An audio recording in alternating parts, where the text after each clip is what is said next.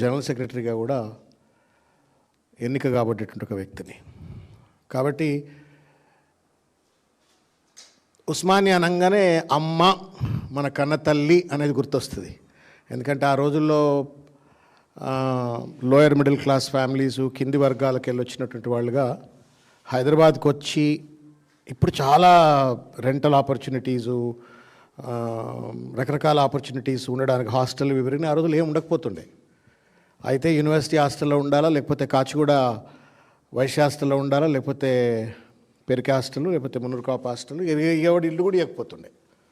చదువుకున్న పొరగాలంటే ఇల్లు కూడా ఇవ్వకపోతుండే.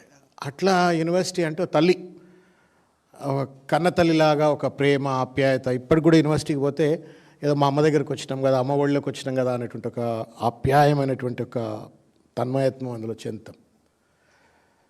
సో ఈ నేపథ్యంలో నిన్న ముఖ్యమంత్రి గారు ఉస్మానియా యూనివర్సిటీ క్యాంపస్కి పోయినారు. పోతుంటే అనుకున్నాం, అరే ఫర్ ద ఫస్ట్ టైం ఒక ముఖ్యమంత్రి చాలా రోజుల తర్వాత ముఖ్యమంత్రి పోతున్నాడు కదా, ఏం మాట్లాడతాడో అని చెప్పని టీవీకి కళ్ళు అప్పగించి వినే ప్రయత్నం చేసినాను. మళ్ళా అదే దురదృష్టం డిసప్పాయింట్ చేసినాడు. చాలా డిసప్పాయింట్కి గురయ్యాను. Not only as a former student of Osmania university, but also as a former teacher worked in Osmania university, and also as a public రిప్రజెంటేటివ్గా ఆ యూనివర్సిటీకి పోయినప్పుడు ఏదో పెద్ద ప్రకటనలు చేస్తాడు, తెలంగాణ ఉన్నత విద్యకు ఒక దిశా నిర్దేశం చేస్తాడు, పెద్ద ఎత్తున ఒక రోల్ మోడల్గా ఉస్మానియా యూనివర్సిటీని తీర్చిదిద్దడం కోసం ఒక ప్రణాళికలు ఆవిష్కరిస్తాడు అని చెప్పని నేను కూడా కొద్దిగా ఆలోచించిన. ఎనీ సెన్సిబుల్ పర్సన్ ఎంత కుక్కతో ఒక గుండ్రాయి కట్టినా కానీ అటువంటి ప్రదేశాలకు పోయినప్పుడు సమయం సందర్భోచితంగా మాట్లాడతాడు కదా అనుకున్నాం. కానీ రేవంత్ రెడ్డి గారి నైజం, మీరు ఎలకతోలు ఎంత ఉతికినా నలుపే కానీ తెలుపు కాదన్నట్టుగా ఆ దొరవారు అది ఏం బుద్ధో, మరి ఎవరు నేర్పినరో చదువు, మరి ఆయన గురువులు ఎవరో, ఆయన ఉపాధ్యాయులు ఎవరో, సిద్ధాంతకర్తలు ఎవరో నాకు తెలియదు. కానీ పెళ్లికి ఒకటే డప్పు కొడతాడు, సావుకు ఒకటే డప్పు కొడతాడు. ఒక రాజకీయ ఉపన్యాసంలో ఒకటే తీరుగా మాట్లాడతాడు. ఒక విశ్వవిద్యాలయంలో విద్యార్థులకు స్ఫూర్తిదాయకంగా, అధ్యాపకులకు మార్గదర్శకంగా ఉండాల్సిన స్థలంకి వెళ్ళి కూడా అదే రకంగా మాట్లాడతాడు. అది చూడగానే సామెత గుర్తొచ్చింది, కుక్కతో ఒక గుండ్రాయి కట్టినా చక్కగా కాదు అని వెనకటి ఎందుకన్నారో కానీ రేవంత్ రెడ్డి గారు లాంటి వాళ్ళని చూసో, లేకపోతే ఆయన ఇటువంటి వాళ్ళు ఉంటారని చెప్పని బహుశా సామెత కట్టినరేమో అని చెప్పని నాకు అర్థమైపోయింది.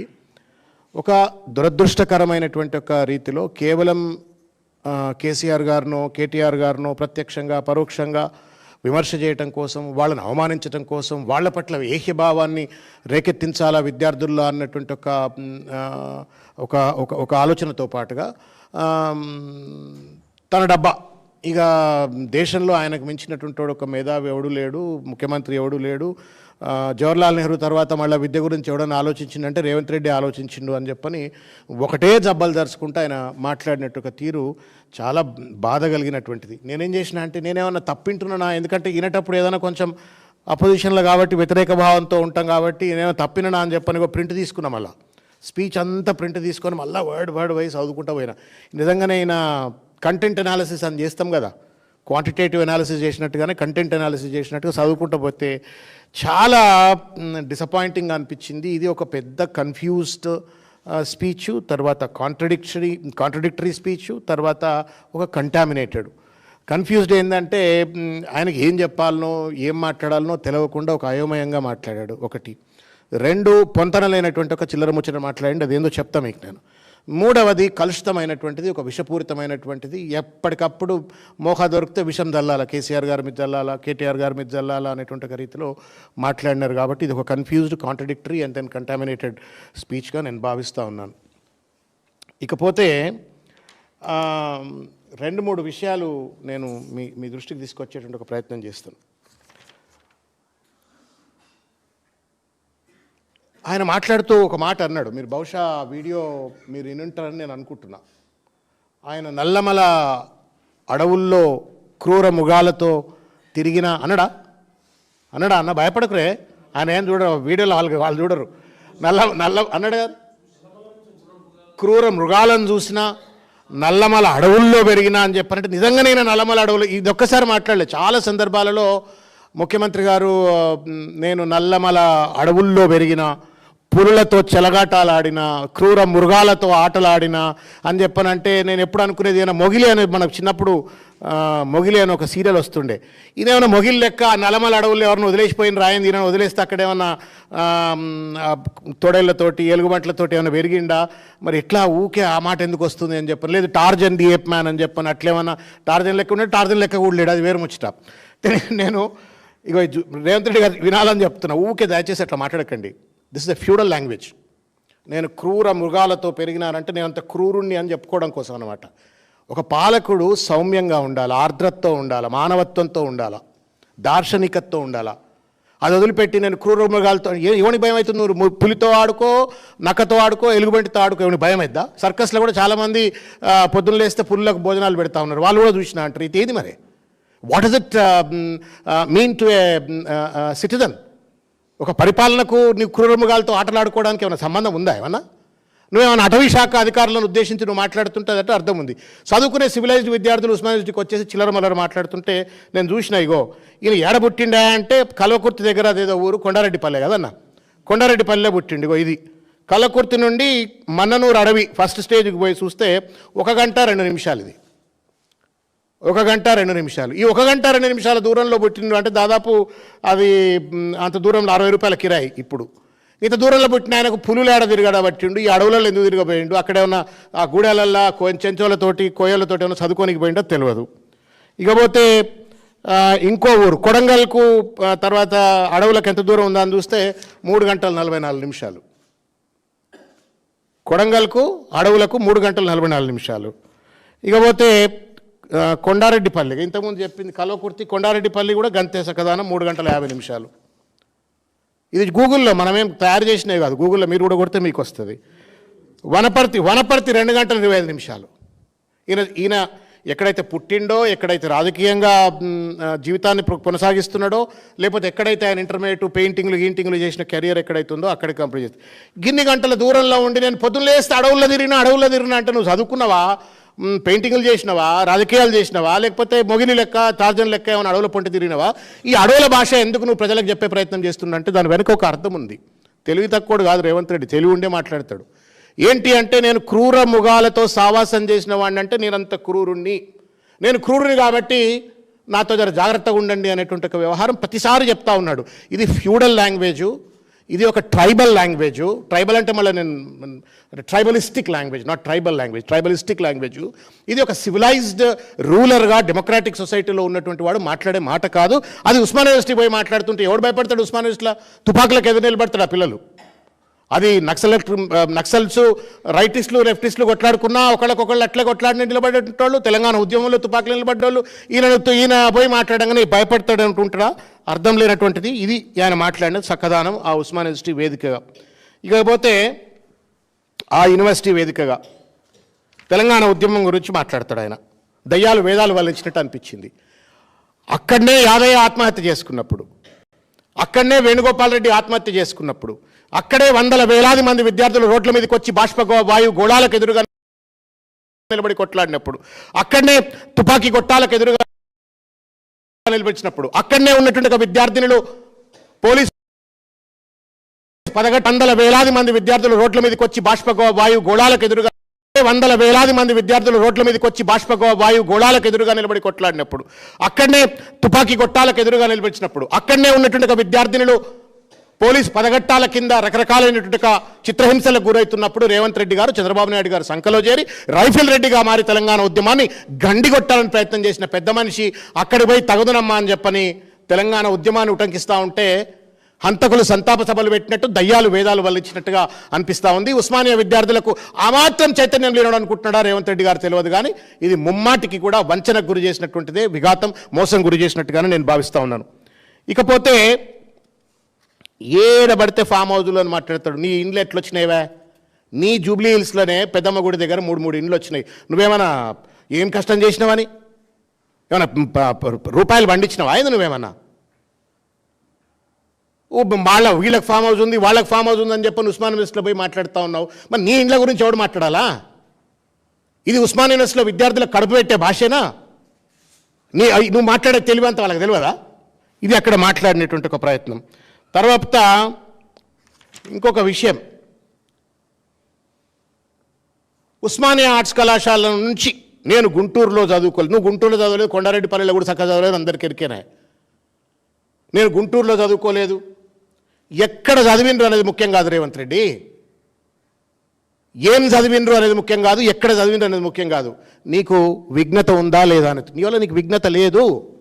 అంత పెద్ద కుర్చీ మీద కూర్చున్న తర్వాత కూడా ఒక పాశవిక మనస్తత్వంతో, ఒక విషపూరితమైన మనస్తత్వంతో పొద్దున లేస్తే కేసీఆర్ కేసీఆర్ కేటీఆర్ కేసీఆర్ కేటీఆర్ ఈ భజన తప్ప నీకు ఇంకొకటి సోయిలైనటువంటి ఒక విషపూరిత మనస్తత్వం కలిగినటువంటి వాడు నువ్వు కొండారెడ్డిపల్లిలో చదివితేంది, నిన్ను తీసుకుపోయి కొలంబియా యూనివర్సిటీలో చదివించినా గంతే బుద్ధి నీది. నీ బుద్ధి అది, నీ బుద్ధి మారదు. విషం నరనరాలను నింపుకొని ఇవాళ ఆ విషయాన్ని ఇవాళ తెలంగాణ ప్రజల మనసుల్లో నాటాలన్న దుర్మార్గమైన ఒక ప్రయత్నం ఇవాళ రేవంత్ రెడ్డి చేస్తున్నటువంటి ఒక పరిస్థితి. ఏం మాట్లాడతాడు, పాలమూరు పేదరికాన్ని చూపించడానికి వాళ్ళని అక్కడికి తీసుకొచ్చేటోళ్ళు, ప్రదర్శనలో మా పేదరికాన్ని వాళ్ళ వలసలు పోతున్నామేమని ఎక్స్కర్షన్ అని చెప్పని కేటీఆర్ గారిని ఉద్దేశిస్తూ చిల్లర మరలుగా మాట్లాడుతున్నాడు. రేవంత్ రెడ్డికి తెలివిలేదు. Mahbubnagar was one of the most downtrodden and suppressed backward districts. Telangana ఏర్పడేంత వరకు 2014 వరకు నిజంగా కూడా తెలంగాణ చాలా వెనుకబడ్డది.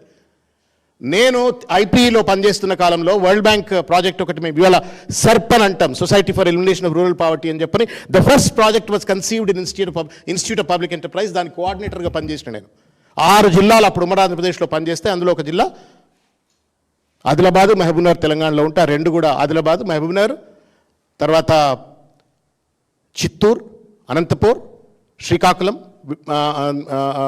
విశాఖపట్నం, ఈ 6 జిల్లాల్లో ఫస్ట్ స్టడీ చేసినాం.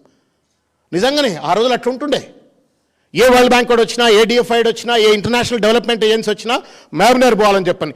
ఇవాళ అయాల పేదరికం కోసం మహబూబ్ నగర్కు పోతే 10 సంవత్సరాల కేసీఆర్ పాలనలో మహబూబ్ నగర్కి వాళ్ళ పాలకొల్లు ఎట్లుంటుందో పాలమూరు ఎట్లుంటుందని చెప్పని వాళ్ళ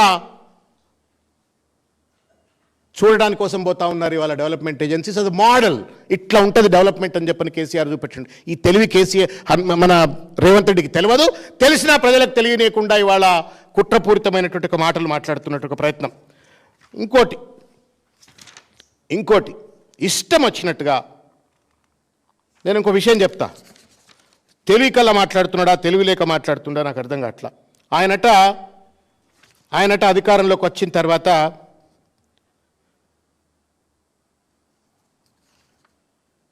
ఆయనను జడ్పీటీసీ ఎట్లా అయిండు, ఎమ్మెల్యే ఎట్లా అయిండు, అది కాదు కదా అలా కావాల్సింది. అక్కడ చదువుకునేటోడికి ఐఏఎస్ ఎట్లా కావాలా, ఐపీఎస్ ఎట్లా కావాలా, ప్రొఫెసర్ ఎట్లా కావాలా, పిహెచ్డీ ఎట్లా చేయాలా, జేఆర్ఎఫ్ ఎట్లా తెచ్చుకోవాలా, లేకపోతే రీసెర్చ్లో అత్యుత్తమ స్థానం ఎట్లుండాలి, అసిస్టెంట్ ప్రొఫెసర్ ఎట్లుండి, ఈ ముచ్చట చెప్తలేడు. చెప్తూ ఆయన ఏమంటాడు, 4 సమస్యలను ఆయన పరిష్కరించినట్టుగా ఆయన ముచ్చట చెప్తాడు. చెప్తూ జయ జయ హే తెలంగాణ జాతీయ గీతం, ఓకే, దాన్ని ఏం చేసినావు అందరికి ఎరక. 30-40 ఏళ్ల వర్గీకరణ సమస్యను ఆయన పరిష్కరించినట్టుగా చెప్తా ఉండే. రేవంత్ మాదిగా అయిపోయింది ఇప్పుడు, రేవంత్ రెడ్డి కాదు ఆయన.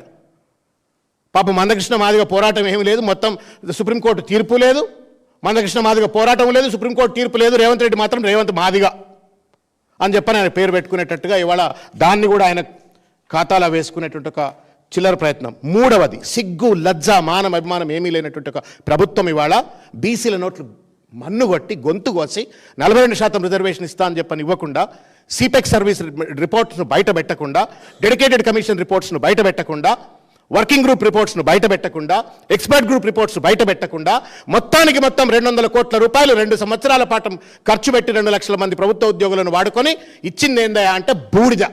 మొత్తం బీసీల నోట్లో మన్నుగొట్టి సిగ్గు ఎగ్గు లేకుండా ఆయన ఏం చెప్తా ఉండంటే, నేను సిపెక్ సర్వే చేసినా అని చెప్పని ఆ విద్యార్థుల ముందు చెప్తా ఉన్నాడు. నయవంచన ఇది. వాళ్ళు అనుండకపోవచ్చు, ఆ వేదిక మీద ఉన్న ప్రొఫెసర్లు సప్పట్ల మీద సప్పట్లు కొడుతుండొచ్చు కాక, విద్యార్థులు పాపం కింద ఉన్నటువంటి వాళ్ళు కొడుతుండొచ్చు కాక, బట్ ఇట్స్ ఎ ట్రూత్. దీంతో పాటుగా ఆయన ఏం చెప్తాడంటే, ఈయన వల్లనే నరేంద్ర మోడీ అట కులగణనలో కాస్ట్ సెన్సెస్, మన సెన్సెస్లో కాస్ట్ ఇంక్లూడ్ చేస్తున్న కులగణన కూడా చేసేస్తుండు అని చెప్పని, ఈయన వల్లనే అని చెప్పని ఏమంటాడో ఇనురుజరు ఒక్కసారి. మనం చేయడం వల్ల కేంద్ర ప్రభుత్వం మీద ఇవాళ ఒత్తిడి వచ్చి 26 సంవత్సరంలో జనగణనలో కులగణన చేర్చాల్సిన పరిస్థితి ఈ దేశ ప్రధానికి కల్పించి ఒక సామాజిక సమస్యకు శాశ్వత పరిష్కారాన్ని చూపించి సిగ్గుండాలండి మాట్లాడటానికి. This has happened because of Nitish Kumar. బీహార్లో ఎన్నికలు లేకపోతే మోడీ సచినా ఇది పెట్టిండేవాడు కాదు. దేశవ్యాప్తంగా గగ్గోలు పెట్టినాం బీసీలం. కేసీఆర్ గారు సాక్షాత్తు ప్రధానమంత్రికి లెటర్లు రాసిండ్రు, రకరకాల రీతుల్లో ఒత్తిడి పెట్టినప్పటికీ కూడా జరగలే. కేవలం నితీష్ కుమార్ బీసీల ఓట్ల కోసం అని చెప్పని నరేంద్ర మోడీని ఒప్పించిండా మెప్పించిండా, లేకపోతే వాళ్ళిద్దరు కూడా పలుకున్నారు కాబట్టి బీసీల ఓట్లు దండుకోవడం కోసం అని చెప్పని దాంట్లో పొందుపరిస్తే దాన్ని కూడా నీ ఖాతాలో వేసుకొని సప్పట్లు కొట్టించుకుంటూ చిల్లర మల్లరగా మాట్లాడడానికి మనసెట్ల నొప్పిందో దయచేసి రేవంత్ రెడ్డి గారు సమాధానం చెప్పాలని కోరుతున్నా. ఇకపోతే దొరల గురించి మాట్లాడతాడు. నాకు బాగా గుర్తు, ఎందుకంటే నేను మర్చిపోలే కొన్ని సంఘటనలు. ఆ మధ్యకాలంలో ఒక ఇంటర్వ్యూలో మా ఇండ్ల ముందు చెప్పులు వేసుకొని ఎవడు పోకపోతుండే అని చెప్పిండు. గుర్తుందా మీకన్నా? గుర్తుంటుంది, మీరు కొట్టి చూడండి గూగుల్లో. మా ఇంటి ముందు ఎవరు కూడా చెప్పులు వేసుకొని పోకపోతుండే. అది దొర్రికం కాదు, అది ఫ్యూడలిజం కాదా, అది ఆధిపత్య అహంకారం కాదా? మళ్ళీ ఆయన వచ్చి ఉస్మాన్ యూనివర్సిటీలో దొరలకు వ్యతిరేకంగా ఒట్లాడినాము అని చెప్పని ఆయన మాటలు మాట్లాడుతూ ఉంటే దయ్యాలు వేదాలు వల్లించినట్టు ఉంటాయి, నవ్వాలన్నా ఏర్వాలన్నా అర్థం కానటువంటి ఒక పరిస్థితి. ఇక ఇంకొకటి మీరు వినాలా, కేర్ఫుల్ వినాలా. వెనుకబాటుతనాన్ని నిర్మించాలి అని అంటే ప్రతి మారుమూల ప్రాంతంలో విద్యా అవకాశాలు పెంచాలి. ఆనాడు పండిత్ జవహర్లాల్ నెహ్రూ గారు ఎడ్యుకేషన్ ఇరిగేషన్కు ప్రాధాన్యత ఇస్తే ఈనాడు మనం అదనంగా కమ్యూనికేషన్ యాడ్ చేసినాం అంటాడు. అంటే జవహర్లాల్ నెహ్రూ ఏమో ఎడ్యుకేషన్ ఇరిగేషన్ చేసినాడు, మధ్యలో ఎవడో ఏం చేయలేదు. రేవంత్ రెడ్డి వచ్చి కమ్యూనికేషన్ మాత్రం స్ట్రెంథన్ చేసే విధంగా నేను విద్యలో ఇంటర్వెన్షన్స్ పట్టుకొచ్చినా అని చెప్పని మాట్లాడుతూ ఉండు. ఇది ఎవరి చెవులో పూలు పెడతా ఉండు రేవంత్ రెడ్డి గారు? ఎవరి చెవులో పూలు పెడతా ఉండు? ఇకపోతే ఇవాళ విద్యకు సంబంధించిన ఒక పరిస్థితిలో అక్కడున్న విద్యార్థులు అడిగే ప్రయత్నం చేస్తే పోలీసులతో అరెస్ట్ చేయించినారు, విద్యార్థి సంఘాల వాళ్ళని అరెస్ట్ చేయించినారు. చాలామందిని రకరకాల రీతుల్లో దాడులు చేసిన పరిస్థితి, జర్నలిస్టులపైన దాడులు చేసిన పరిస్థితి చూసినాం. ఇవాళ 10,000 కోట్ల రూపాయల ఫీ రియంబర్స్మెంట్ డ్యూస్ ఉన్నాయి. ఇవాళ దాదాపు doctor BR Ambedkar overseas scholarship అనేటువంటిది ఒక పేమెంట్ ఇవాళ జరగట్లేదు. విద్యార్థులు ఆత్మనిర్భరతాభావంతో ఇవాళ విదేశాల్లో నానా ఇబ్బందులకు గురవుతున్న పరిస్థితి. దాదాపు 150 మంది గురుకులాల్లో చదువుతున్న విద్యార్థులు ఆత్మహత్యలు చేసుకున్న ఒక పరిస్థితి. విద్యా బడ్జెట్లో కోత, ఫీ రియంబర్స్మెంట్లో కోత, డాక్టర్ ఓవర్సీస్ అంబేద్కర్ స్కాలర్షిప్స్లో కోత, టీచర్స్లో కోత, స్కాలర్షిప్ల్లో కోత, అన్నిట్లో విద్యా వ్యవస్థను సర్వనాశనం చేసి విద్యా మంత్రిగా ఆయనే కొనసాగిస్తూ ఆయన ఈ రకంగా తప్పుడు ప్రచారాలు చేసే ప్రయత్నం చేస్తూ ఉన్నాడు. ఎంతవరకు న్యాయం అని చెప్పని నేను అడుగుతా ఉన్నాను. మీరు ఒక విషయం లోతుగా ఆలోచించండి. యంగ్ ఇండియా స్కూల్స్ను నేను డెవలప్ చేసినా అని చెప్పని రేవంత్ రెడ్డి చెప్తా ఉన్నాడు. యంగ్ ఇండియా స్కూల్స్ ఏమంటున్నాడు ఆయన? నేను 20 కోట్ల రూపాయలు 100 నియోజకవర్గాలలో ఒక్కొక్క నియోజకవర్గానికి 20 కోట్లు ఇస్తున్నా, 200 కోట్లు ఇస్తున్నా. 100 నియోజకవర్గాల్లో 200 కోట్ల రూపాయల చొప్పున నేను స్కూల్స్ పెడతా అని చెప్పిండు. మొత్తం మీద ప్రతి స్కూల్లో ఎంతమంది అవుతా అంటున్నారు? 2,500 మంది. 2,500 మంది 100 ఎంత? 2,50,000 మంది.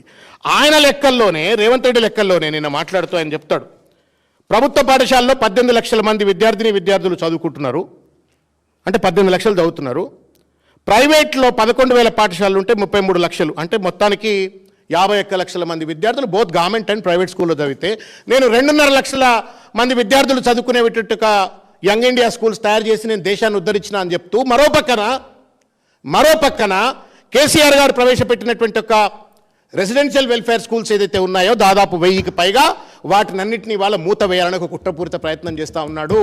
ఏ స్కూళ్ళలో అయితే చదువుకొని రెసిడెన్షియల్ స్కూల్లో చదువుకొని విద్యార్థులు ఎవరెస్ట్ని ఎక్కినరో, ఏ స్కూళ్ళలో చదువుకొని విద్యార్థులు ఐఏఎస్లు అయినరు, ఐపీఎస్లు అయినరు, భారతదేశానికి గర్వకారకులైనరో ఆ స్కూళ్ళని బంద్ చేసి వాళ్ళ తన రొమాంటిక్ ఐడియా కోసం అని చెప్పని, తన బ్రాండ్ ఉండాలని చెప్పని యంగ్ ఇండియా అని చెప్పని మహాత్మా గాంధీ, రేవంత్ గాంధీ, ఎందుకంటే young India Mahatma Gandhi పెట్టిండట.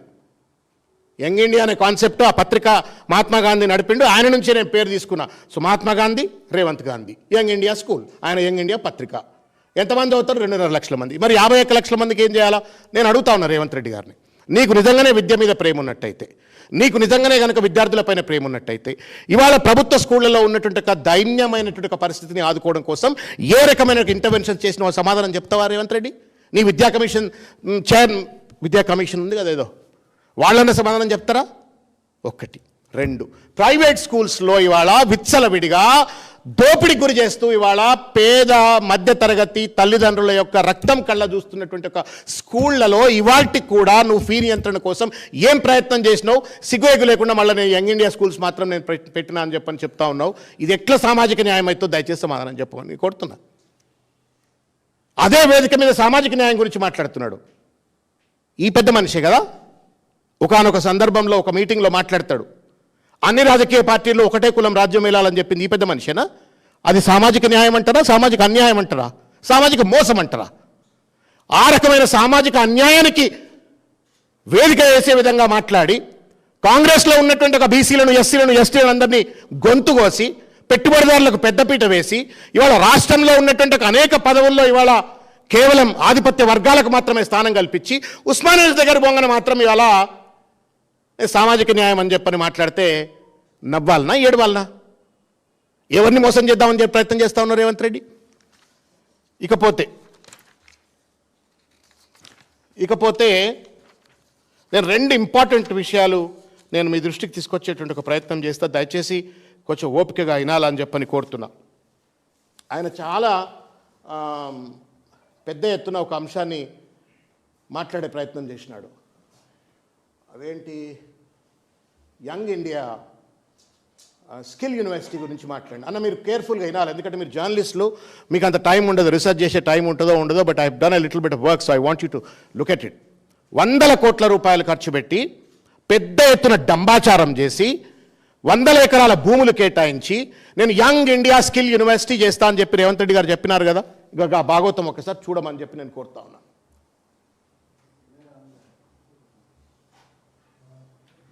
Board of governors మీకు తెలిసిన వాళ్ళే, వీళ్ళంతా పెద్ద మనుషులు అలా ఆనంద్ మహేంద్ర, శ్రీనివాస్ రాజు, మనీష్ సబర్వాల్, సంజీవ్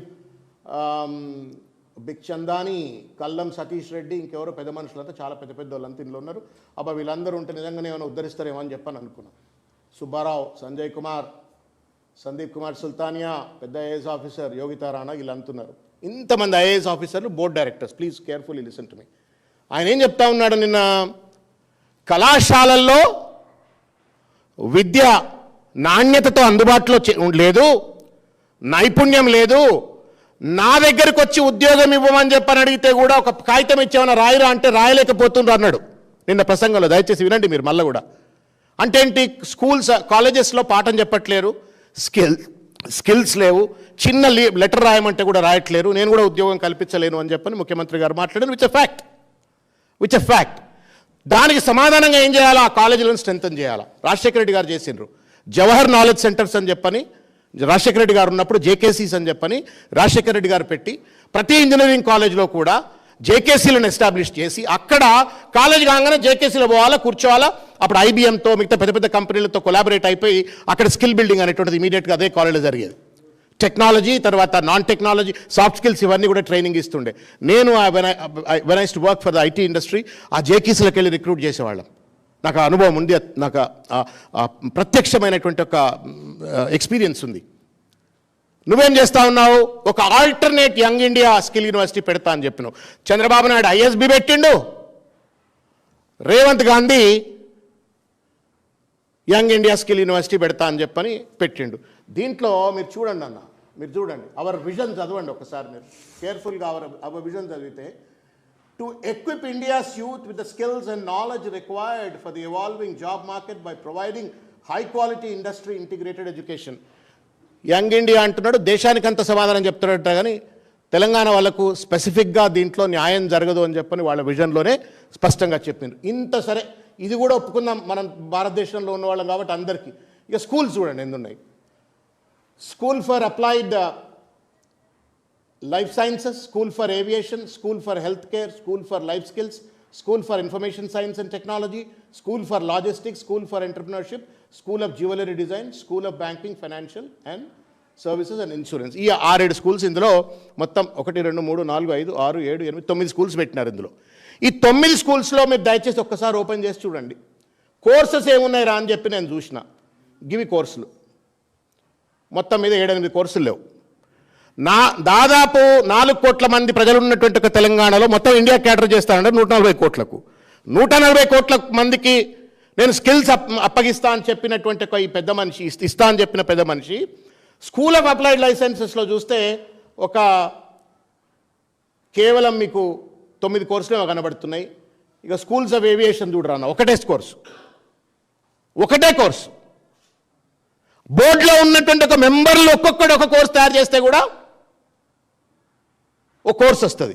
రేవంత్ రెడ్డి చూసుంటాడా, చూసలేదా, టైం ఉందా, టైం లేదా, నాకు తెలియదు. దిస్ ఇస్ వాట్ ఈస్ అంత గొప్ప స్కిల్ యూనివర్సిటీ అని చెప్పుకుంటున్నటువంటి ఒక చిల్లర ప్రయత్నం ఇది. ఇక హెల్త్ కేర్కి పోతే ఇక చూడ్రి ఇన్ని హాస్పిటల్ ఉన్నాయిడా. ఎన్ని హాస్పిటల్నే? అపోలో, యశోద, కిమ్స్, మెడినోవా, మెడ్విన్, ఇన్ని హాస్పిటల్ ఉన్నాయి. ఏ హాస్పిటల్ని అడిగినా ఒక కోర్స్ తయారు చేస్తారు. అందులో ల్యాబ్ టెక్నీషియనో లేకపోతే నర్సింగ్ స్టాఫ్కో ట్రైనింగ్ ఇవ్వచ్చు. పోయి స్కూల్ ఆఫ్ హెల్త్ కేర్లో ఏం ట్రైనింగో చూడ్రి. నవ్వాల్ నాయుడు వల్ల మీకు అర్థమవుతుంది ఏం ట్రైనింగ్ అనా. జిమ్ ట్రైనర్ కోర్స్ అట. ఏ జిమ్లో పోయినా ఎవరైనా నేర్చుకునేది జిమ్ ట్రైనర్ కోర్స్ అట. 100 కోట్ల రూపాయలు ఖర్చు పెట్టి 100 ఎకరాల భూములు ఇచ్చినట్టు కదా దాంట్లో. ఇది హెల్త్ కేరు, ఈ ఎంటర్ప్రినర్షిప్ కమింగ్ అప్ సూన్. ఇట్లా మీరు దయచేసి మీరు ఒకసారి చూడండి. ఇక లైఫ్ స్కిల్స్ అని చూపెడతా మీకు. లైఫ్ స్కిల్స్ అంటే ఏంటి? How to communicate, how to work in teams, how to develop leadership skills, communication, conflict management, ఈ స్కిల్స్ అని చెప్పని మొత్తం మీద కొండంత రాగం తీసి గాడిదపాట పాడినట్టుగా స్కిల్ యూనివర్సిటీ అని చెప్పని డంబాచారం దొబ్బుతూ ఉంటే, ప్రజలను మభ్యపెడతా ఉంటే, ఉస్మానియా యూనివర్సిటీ వేదికగా ఇష్టం వచ్చినట్టుగా తప్పుడు ప్రచారాలు చేసుకుంటుంటే, ఇది స్కిల్ యూనివర్సిటీకి ఒక బండారం. ఇది ఇప్పటికే ఎన్ని కోట్లు ఖర్చు పెట్టిండ్రో రేవంత్ రెడ్డి సమాధానం చెప్పాలా. ఇది వంచన కాదా అని చెప్పి నేను అడుగుతా ఉన్నాను ఇవాళ. ఇది మోసం కాదా? ఇదే స్కిల్స్ గురించి మనం ఇండియా రైజింగ్ 2047లో కూడా మాట్లాడినాడు. ఫ్యూచర్ సిటీలో కూడా మాట్లాడినాడు. దాన్ని ఇప్పి చూస్తే ఏంటంటే అంటే గిది కథ. పట్టుమని 10 కోర్సులు లేవు. బోర్డు డైరెక్టర్లు ఎంతమంది ఉన్నారో వాళ్ళ జీతాలు ఎంత ఉన్నదో దానికి సమానమైన కోర్సులు కూడా దాంట్లో లేవు. ఈ సక్కదానం ఇది. దాన్ని ఆయన ఇవాళ తప్పుడు ప్రచారం చేసుకునే ప్రయత్నం చేస్తూ ఉన్నాడు. స్పోర్ట్స్ యూనివర్సిటీ గురించి మాట్లాడినాడు.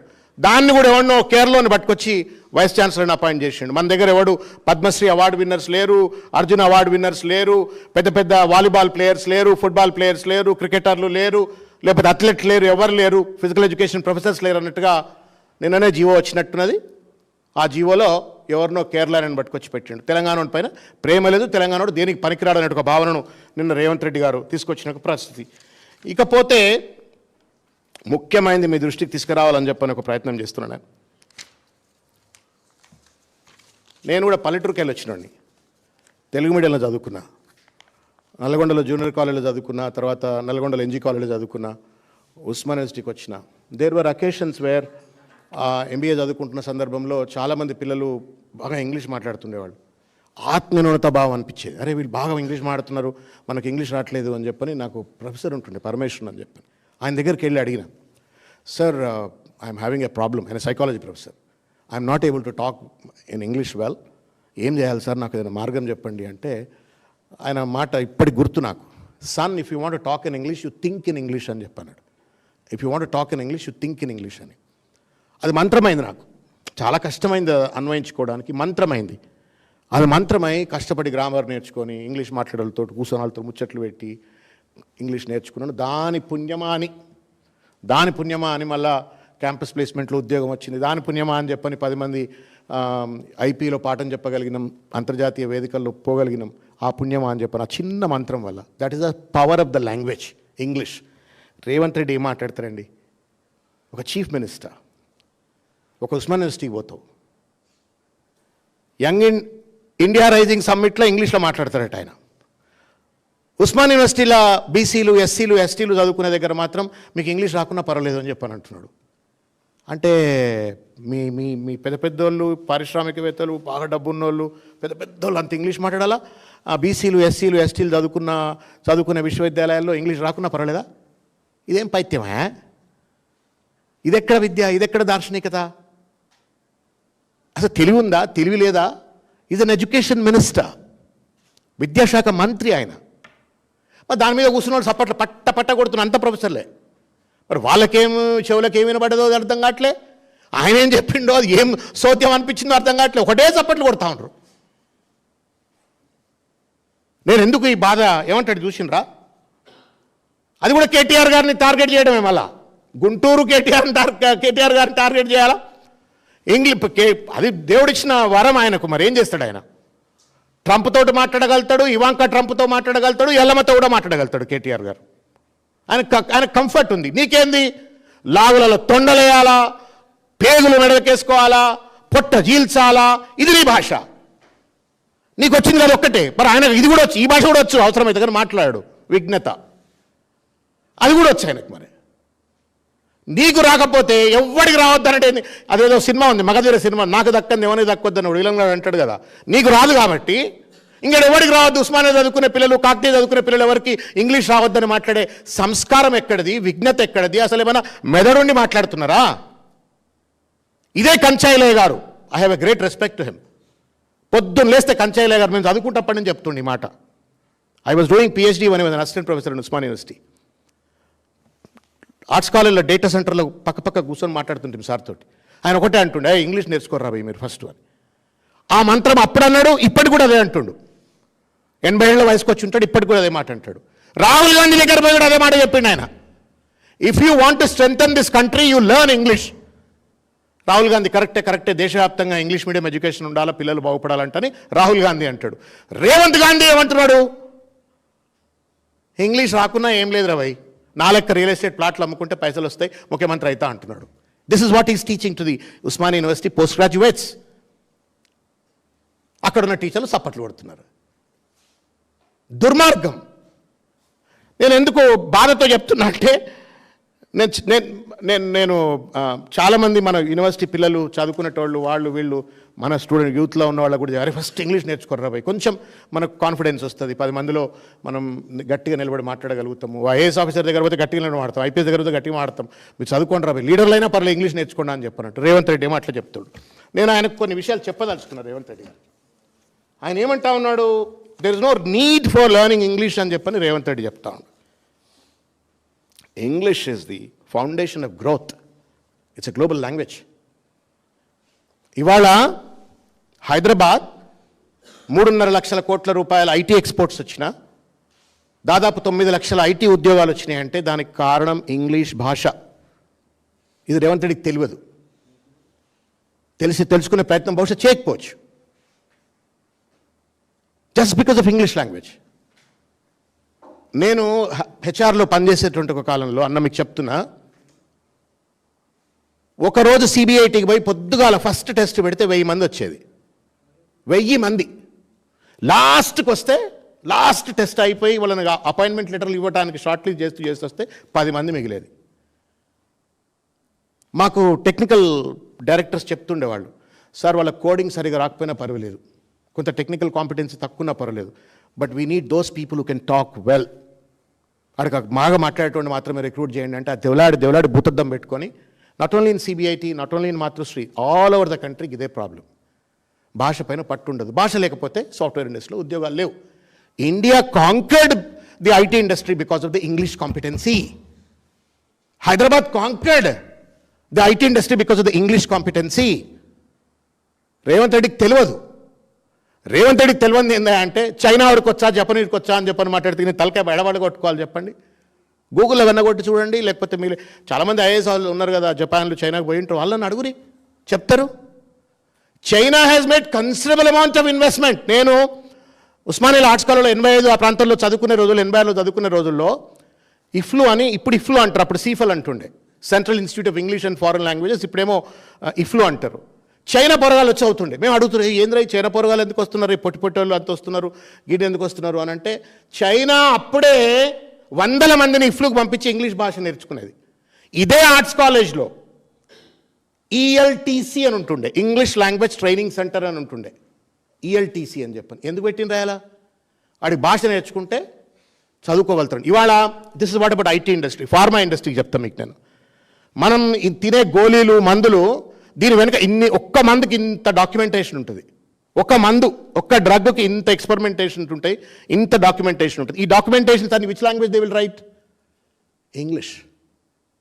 అది వస్తేనే వాడికి ఉద్యోగం. నువ్వు ఇండియా రైజింగ్ 2047 అంటాడు, ఉస్మానియా నుంచి వచ్చి ఇంగ్లీష్ నేర్చుకోవద్దు అంటాడు. ఏం మెదడు ఎక్కడ ఎడబెట్టుకోవాలి? నాకు అర్థం కావట్లేదు. నాకు what kind of bankruptcy is this? Intellectual bankruptcy. ఎవరో పొద్దుగాల మిత్రుడు అన్నాడు, 3 ట్రిలియన్ ఎకానమీని అచీవ్ చేయాలంటే 3 రూపీ మైండ్ సెట్ పనికిరాదు అని. Revanth Reddy 3 rupee mind set. ఇంత పెద్ద ఆయనట ముఖ్యమంత్రి అవుతాడట, 2047 అచీవ్ అవుతామట, కోట శ్రీనివాసరావు కోళ్ళట, మనం బిర్యానీలు తిన్నామట. Insult to the intellectuals of Osman university, educated of Osman university, professors of Osman university. ఏం మాట్లాడినో తెలియదు. ఇట్లా చాలా ఉన్నాయి. నేను మీకు భాషకు సంబంధించిన అంశాల పట్ల రకరకాలైనటువంటి, China has invested like that, Japan has invested like that, Israel has invested like that on strengthening English, Germany has invested so much. World War II తర్వాత జర్మనీలో కూడా ఇంగ్లీష్ భాష పైన పట్టు రావాలా, వెస్ట్ మీద కాంకర్ కావాలంట అని చెప్పని.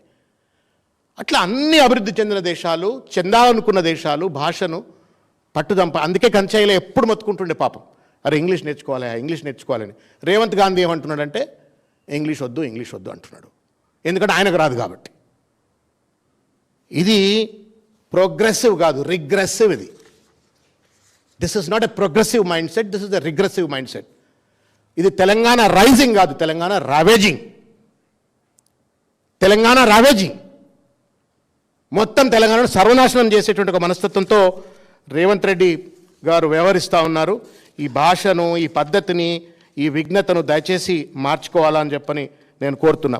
నేను మళ్ళీ ఎలాబొరేట్గా మేము ఇవాళ కొనతం దిలీప్ గారు ఒక మంచి ఆర్టికల్ రాసిండ్రు ఇవాళ నమస్తే తెలంగాణలో. I appeal to all Telangana youth and intellectual, చదువు మంచిగా రాసిండ్రు. తెలంగాణ రైజింగ్ ఆ డాక్యుమెంట్ మీద, డొల్ల డాక్యుమెంట్ మీద బాగా రాసినారు. వినోద్ గారు కూడా మాట్లాడినారు దాని మీద. మేము కూడా మళ్ళీ మాట్లాడతాం రీసెర్చ్తో, అబ్సల్యూట్ డేటాతోటి. ఆడ కూడా ఒక చిన్న మాటనా, నేను కార్పొరేట్లో ఉన్నప్పుడు మాకు first training, I use to have a colonel Gauri Shankar అని ఆర్మ్ ఫోర్సెస్లో పనిచేసిన ఆయన సీనియర్ వైస్ ప్రెసిడెంట్ ఉండే. నా ఫస్ట్ జాబ్ ఆయనతోటే చేసిన. మేము సాఫ్ట్ స్కిల్స్ ట్రైనింగ్ చేస్తుంటే ఆయన చెప్తుండే ఎప్పుడు, ఈవెన్ మేనేజ్మెంట్లో కూడా ఈ ముచ్చట ఎక్కువ చెప్తాం. The first impression is the last impression, and the way you dress and address makes whole lot of a difference in any interaction అని చెప్పని చెప్తుండే అనమాట. The way you dress and address. India rising, Telangana rising 2047 సమ్మిట్లా అదేమన్నా పబ్బా, క్లబ్బా, ఏం బట్టలు? You are representing this country, this Telangana state, to take it to $3 trillion economy, global economy ki.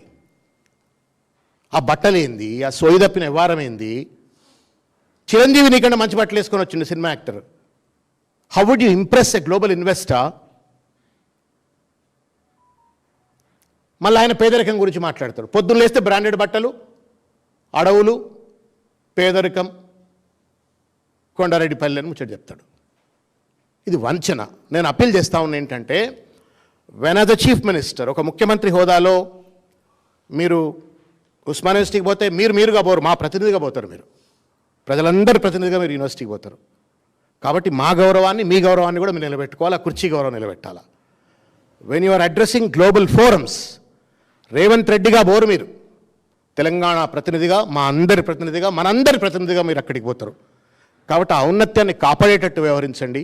చిల్లరమల రాజకీయాలకు ప్రతిదాన్ని వేదిక చేసుకొని, ప్రతి దాంట్లో కేటీఆర్ గారిపైన భజన చేస్తూ, విషం చెంబుతూ పరిపాలన కొనసాగిస్తే తెలంగాణకు లాభం జరగదు, నష్టమే.